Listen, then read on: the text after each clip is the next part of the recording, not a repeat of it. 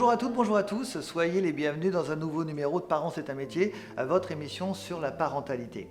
L'autonomie permet à un enfant de se débrouiller au quotidien, de devenir de plus en plus indépendant et de pouvoir prendre ses propres décisions. Son besoin évolue pendant toute l'enfance, mais également pendant toute l'adolescence. Mais avant de faire des choix cruciaux pour sa propre vie, l'autonomie commence dès le plus jeune âge. Et oui, alors comment aider le bébé à développer et à se développer au fur et à mesure de son apprentissage? Pour en savoir plus, allons voir tout de suite et allons retrouver notre psychologue Véronique Montet.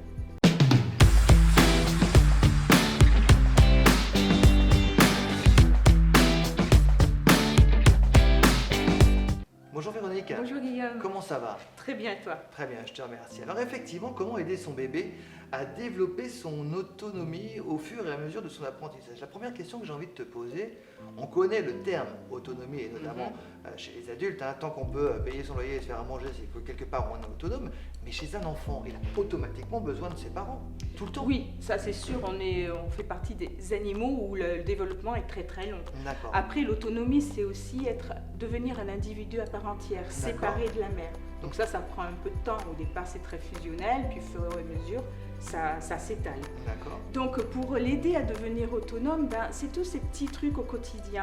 C'est le regard de la mère qui va parler à son enfant, qui va le nommer. Ça commence dès la naissance? Oui, l'autonomie, ça commence dès la naissance ou on attend quelques Ça s'acquiert, forcément. Mais oui, disons que c'est un processus naturel. Au bout d'un moment, on va se détacher. Mais les parents sont là pour aider à ça. Parce que comme nous sommes des êtres de relation, on se définit par rapport aux autres. D'accord. On ne se définit pas tout seul. On ne vient pas de suite, ça y est, je suis une personne, j'existe. C'est pas ça. C'est parce que nous communiquons avec autrui qu'on arrive enfin à savoir qui on est. D'accord. Puisqu'on reconnaît l'autre, tout simplement. Donc l'autre, au départ, c'est maman. Okay. Donc ça commence par le regard, par les soins, maman ou papa, bien sûr. Je n'exclus pas le père, parce que le père aussi a un rôle important. Et surtout s'il donne le biberon, voilà les tâches, le soin, voilà tout ça. Et la parole qu'on lui donne.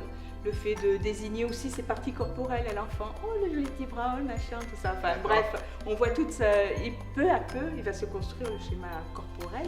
D'accord. Le fameux stade du miroir où enfin il se reconnaît dans sa totalité. Ça, c'est vers 2 ans, c'est beaucoup plus tard.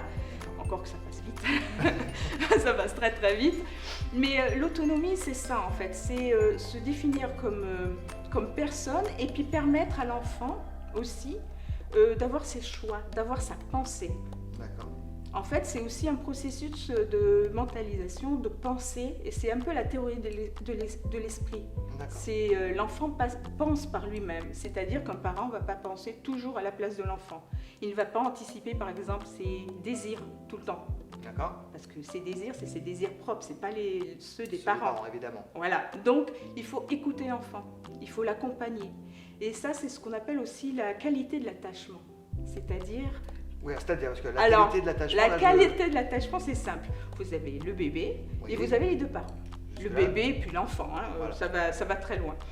En fait, c'est l'attachement, on va dire, équilibré, c'est celui qui permet à l'enfant de faire des allers-retours entre l'extérieur, c'est-à-dire le monde qu'il va découvrir, et puis les parents qui est très rassurant.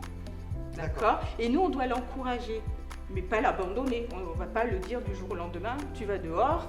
Regarde ce qui se passe dans le monde réel, et puis nous on passe à autre chose. Voilà, c'est pas ça. C'est pas ça. Mais la surprotection non plus n'est pas bonne. À savoir, non, fais attention, c'est dangereux. Non, et puis son environnement de ce coup il faut toujours communiquer en fait quand avec son enfant. Il faut communiquer et puis les dangers de la vie aussi, les dangers de l'extérieur. Non, justement. Non, pas du tout. C'est pas ça que je suis en train de dire. Ce que je suis en train de dire, c'est qu'on est là pour le rassurer. Il vient régulièrement nous voir. D'accord. Et puis il repart. Oui. Mais nous, quand il vient nous voir, on est là, tout simplement. S'il a un problème, on lui répond. S'il n'en a pas, on est juste là. Et après, il va redécouvire. On est le référent. Je vais vous donner un exemple. Un exemple tout simple. Oui. C'est à la plage, il n'y a pas longtemps. À la plage, une petite fille qui a peur de l'eau. Papa la prend. C'est pas grave, c'est pas grave. Non, ça marche pas. Ça marche pas. D'accord, il faut faire quoi alors? Il l'a posée sur la plage. Il a dit, moi j'y vais, toi tu restes là en sécurité. C'était son lieu de sécurité à ce moment. Passe un moment, lui continue à jouer, puis elle avance dans l'eau toute seule. Le père la regarde, mais ne dit rien, la laisse faire. Et au bout d'un moment, tout le monde tourne la tête, elle a fait son expérience et ça s'est finit bien par passé. la mère, c'est mon amie. D'accord. Voilà, donc on n'est pas obligé. Ça, c'est la bonne attitude. C'est ça, c'est pas, il n'a pas ignoré, il a été là, elle sentait le regard des parents, parce qu'il y a aussi la maman, mais il n'y a pas d'anticipation, il n'y a pas trop de paroles, il faut laisser faire l'enfant ses expériences. Et quand il fait ses expériences, qu'il devient autonome. Et nous, on est là juste au cas où, et on est sécuritaire. On est le lieu où l'enfant, s'il se sent en danger, ben elle vient, tout simplement. C'est ça.